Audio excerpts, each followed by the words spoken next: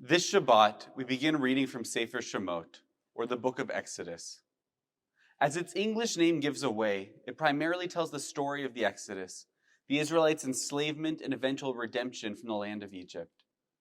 It's different from the first book of the Torah, Bereshit, in a number of ways, but I think one way is particularly interesting.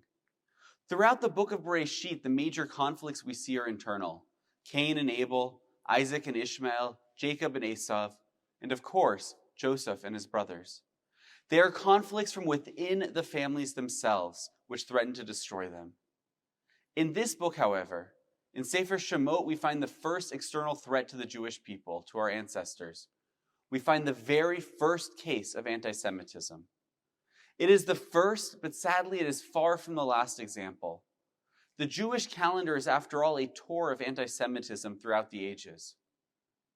The Egyptians, the Persians, the Romans, the Nazis. In addition to these days, on other holidays like Yom Kippur, Tisha B'Av, we take time to remember the massacres of Jewish communities during the Crusades and the Inquisition. It is such a common story throughout history that there's a meme which resurfaces online throughout the year, often near Jewish holidays, summarizing them simply as, "They tried to kill us, we survived, now let's eat." Pharaoh may have been the first anti-Semite, but he was far from the last. It is a hatred that has survived throughout the ages, because it mutates. In each generation, it hides itself until often it is far too late. Jews throughout history have been hated for being rich and for being poor, for being too isolated from society and for blending in too much, for being subversive communists and for being capitalists, the root of all the world's problems. In different times and places, anti-Semitism mutates, it adapts. But what stays the same is simple. It is hatred of Jews simply for being Jewish. Today, one of the most prevalent forms of anti-Semitism we see is anti-Zionism.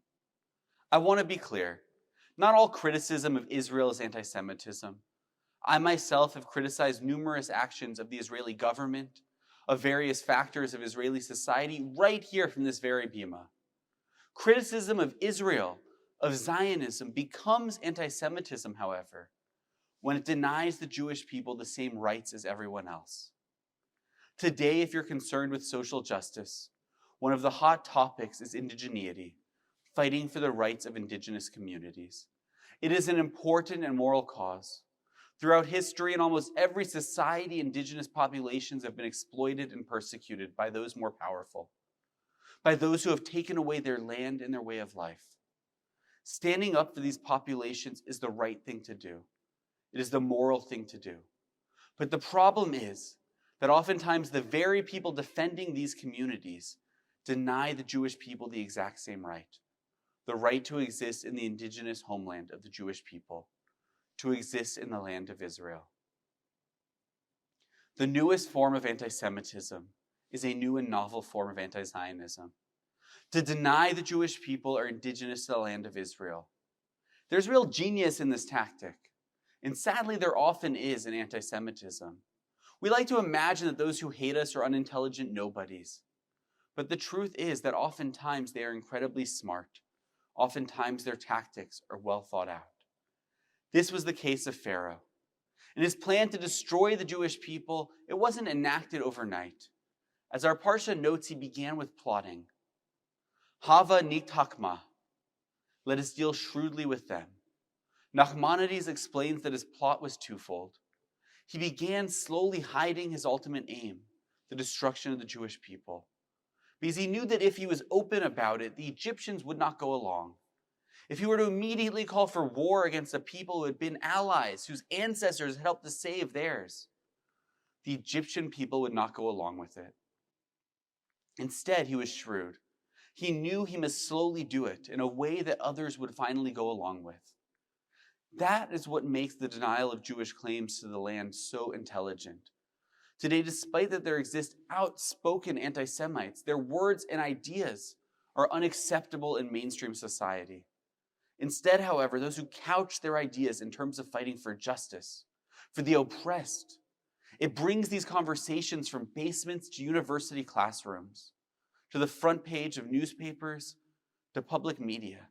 It is so clever that it accomplishes what Nachmanides tells us was the second part of Pharaoh's plan, to carry out in such a way that not even the Jewish people would figure it out at first. And the scary thing is that this works. I've had conversations with Jewish teens, with university students, young adults, even elder Jews, who truly believe that Jews have no authentic claim to the land of Israel. Just last year, one of the rabbis of a major synagogue in New York City tweeted, "Jews are not an indigenous people."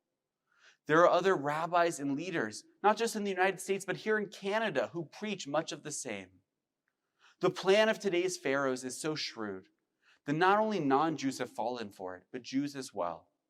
So this Shabbat, I'd like to take a moment and set the record straight. The United Nations has no single definition, but has helped develop various guidelines to help us recognize an indigenous community when we see one. One of these guidelines is historical continuity, and that's certainly true of the Jewish people. Archaeological evidence is clear. We might not have evidence of Moses and the Exodus or Abraham and Isaac, but we do have evidence of Israelites dating back over 3,000 years, even after the temple was destroyed and the land was colonized. There always remained a continuous presence of Jewish residents in the land. Another criteria is shared culture, explained as things like religion, dress, lifestyle. Is their culture distinct? It is clear that Jews fit this criteria. Our culture is distinct in countless ways. Language is another one of the criteria, and Hebrew easily fulfills that. It has been the religious language of the Jewish people for thousands of years, and it was reborn as a conversational language in the modern era as we rebuilt our Jewish homeland. Despite Jews fulfilling every criteria offered, and the requirement is that a group only meet one or more of the criteria, the Jewish people are often still denied the claim of indigeneity. The reason given is that they are the present majority, the dominant culture in the land today. And this is where the anti-Semitism becomes unmistakable. By that logic, if tomorrow the only people left in Canada were members of the First Nations, they would no longer be considered indigenous, since they then would be the dominant culture in this land. That is ludicrous. And it simply shows that those who assert this are simply denying the Jewish people the same rights as everyone else, for no reason other than they are Jewish. The evidence that Israel is the homeland of the Jewish people is overwhelming. So we must ask, why is this tactic so successful? And the answer can be found in our parsha. Vayikam melech hadash al Mitzrayim, asher lo yadat Yosef. A new king arose over Egypt who did not know Joseph. The Talmud records an argument between Rav and Shmuel. How can Pharaoh not know Joseph after all he had done? How can history be so easily forgotten? One of the rabbis believes the pshat, the simple meaning of the text. It was a new Pharaoh, and he truly did not know the history of what had happened. The other rabbi, though, asserts something much more sinister. He believes it was actually the same Pharaoh, but instead he acted like a new person. He acted as if he did not know the facts, even though he did. It was sinister. It was malicious and willful. Today, there are those who truly don't know the facts. Their actions stem from ignorance of historical truth, that the Jewish people have always been connected to the land of Israel. But today, there are also those who know the truth, and they act as if they don't. Those who act not out of ignorance or a misguided sense of justice, but willfully from hate. The answer is the same to both. We must stand up and stand together for the truth. As Barry Weiss writes, the long arc of Jewish history makes it clear. The only way to fight is by waging an affirmative battle for who we are, by entering the fray for our values, for our ideas, for our ancestors, for our families, and for the generations that will come after us. Anti-Semitism has always been around. This is only the newest manifestation of it. And we must stand up. We must stand together for the truth and educate those who honestly don't know the history of our people. Those who imagine that all Jews come from Eastern Europe and decided to go and move to the Middle East for no particular reason at all. We must also stand up to those who willfully deny our history, who willfully ignore the facts, And the only way to do that is to educate ourselves. This task is important. We saw this past week at the United States Capitol building what lies and ignorance can lead to if left unchecked. As Jews, we know all too well what it means to be persecuted. We have a responsibility to stand up for everybody who experiences racism and bigotry, all who are marginalized out of hate and prejudice. We have to learn from history, though, and we have to stand up for ourselves as well. Moses in our parsha questions God. He asks, why me? Why do I have to be the one to stand up to Pharaoh? Today we have our own pharaohs, and we have to face the same call and ask the same question. It is up to each of us. We all must do our part. It is our responsibility to know the truth so we can correct distortions and lies. We must not wait for someone else to. We, like Moses, must stand up and accept the task before us. It is our responsibility to teach our children and our grandchildren, not just the truth, but how to argue, how to think critically about what they read and what they hear, so they too can stand up to Pharaoh when they see him.